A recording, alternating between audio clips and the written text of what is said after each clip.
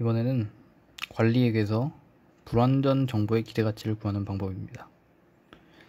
먼저 상황은 A라는 상황과 B라는 상황이 있다고 쳐봅시다. 실제로 일어날 확률은 0.4와 0.6, 즉 40%, 60%라고 쳐봅시다.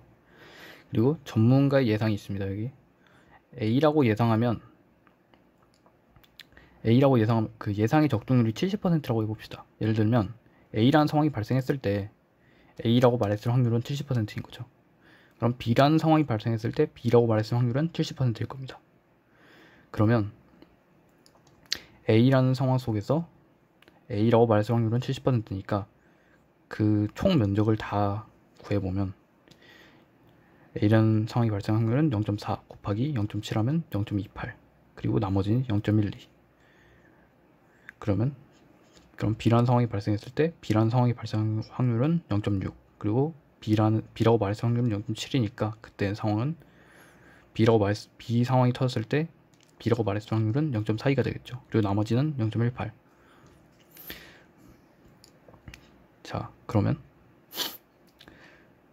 이런 상황 속에서 그러면 A라고 말했을 확률과 B라고 말했을 확률을 각각 구해보면 가로로 더한 것과 같겠죠. 구해보면 A라고 말했을 확률은 0.46이고 B라고 말했을 확률은 0.54가 됩니다. 자, 그러면 이제 불확정 정보하의 기대가치를 구해서 기존 정보하의 기대가치를 빼면 불완전 정보의 기대가치가 나오잖아요. 그래서 지금 그러면 불확정 정보의 기대가치가 얼마인지를 계산을 할 거예요. 그러면 다들 알다시피 대안이 A1과 A2가 있다고 쳤을 때 각각 A라고 말했을 때의 상황, B라고 말했을 때의 상황에서 기대가치를 각각 구해줘야 됩니다. 자, 어떻게 구하냐?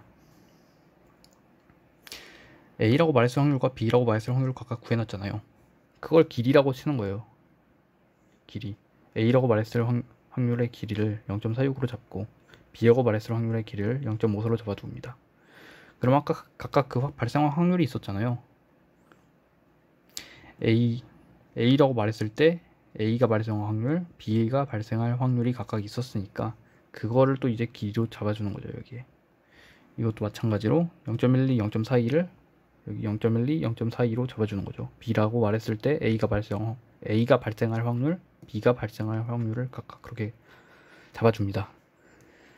그렇게 잡아주면 여기 A1에서 대안 A1에서 A가 발생했을 때의 수익 곱하기 이 총 길이에서 이 길이만큼의 비율을 곱해주고, 마찬가지로 이거는 대안 A1에서 B가 발생했을 때의 수익 곱하기 여기 총 길이에서 이게 발생할 확률, 그거를 비율을 곱해주면 그게 이 정보 AI, 한마디로 A라고 전문가 예측했을 때 상황에서 대한 A1의 기대가치가 나오는 거죠.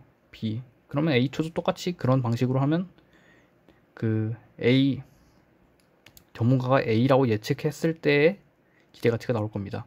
이거를 이렇게 표현했어요. 저는 in AI라고. 전문가의 예측입니다.